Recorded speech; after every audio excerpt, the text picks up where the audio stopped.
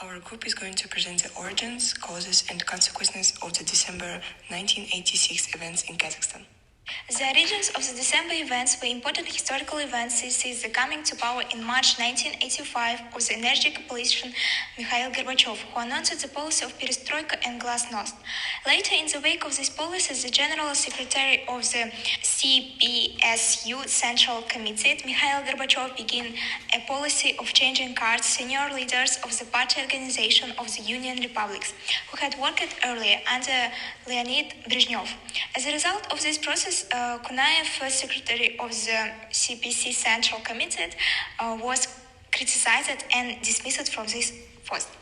Some details of those days were revealed by the famous Kazakh writer and poet Olzhas Süleymanov, as he recalls on December 11, 1986, a world-famous meeting of the Politburo of the CPCU Central Committee was held, on the agenda of which one issue was considered: the resignation of Kunaev, who held reasons from the post of first secretary of the CPS Central Committee, where in his absence, at the suggestion of the CPCU Central Committee Secretaries Ryzhkov, the candidacy of Kolbin, who first secretary of the Ulyanovsk Regional Committee of the CPCU.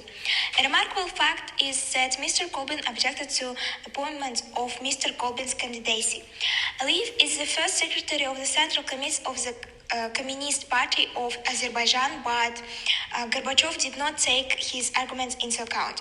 Soon, an extraordinary, now infamous plenum of the CPC Central Committee was held, where in 18 minutes, at the suggestion of Razumovsky, secretary of the CPCU Central Committee, the organizational issue was resolved. Kunaev was removed for health reasons, and Kolbin was appointed first secretary of the CPS Central Committee. Later, he was the first to declare its subordinate area an alcohol-free zone. The center, represented by the Central Committee of the CPCU, highly appreciated this seal of Kolbin, appointed him to this high post. Kolbin was not at all known to the population of Kazakhstan. The reasons for these historical events were the policy of the center. When Kazakh youth didn't have normal housing, not everyone was provided with a hostel for studying or didn't have a high-paying job.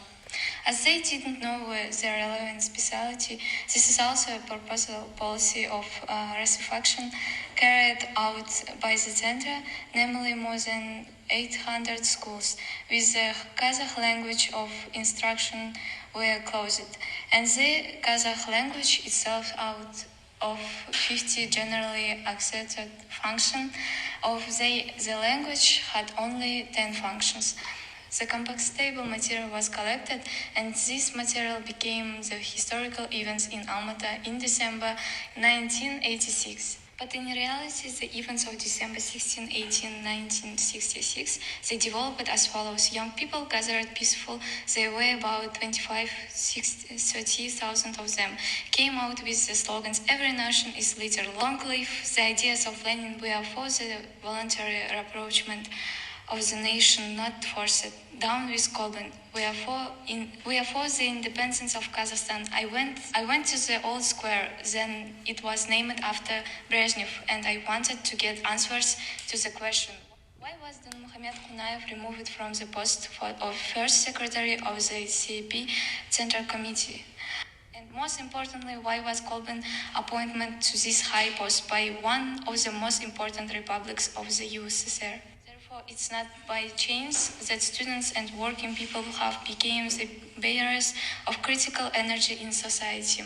However, the country's top leadership rejected this political protest, which was peaceful in nature, as a threat to the authorities. Soon, a distorted assessment of the situation transmitted to the center gave grounds for the decision to transfer a special unit of international troops from other regions of the country to Alma-Ata. The authorities tried to present the demonstrators to the people in the image of alcoholics and drug addicts. It was necessary to use force against such a howling crowd hostile to the population.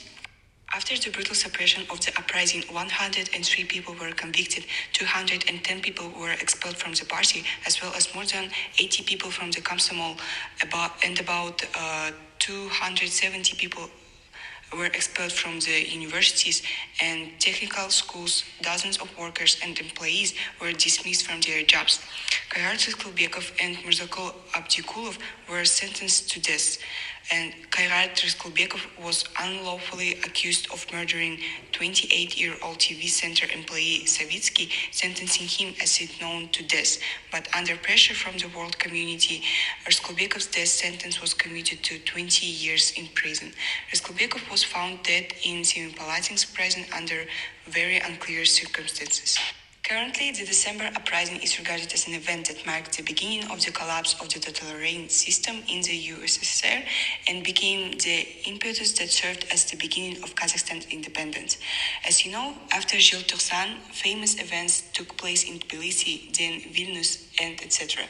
The above events, coupled with internal reasons, namely the unwillingness of the Central Committee of the CPCU and the Council of Ministers of the USSR to take into account the interests of the republics, and the collapse of economic ties, separatism, mistakes in foreign policy, we mean the Afghan adventure caused the collapse of one of the most important subjects of world politics of the USSR.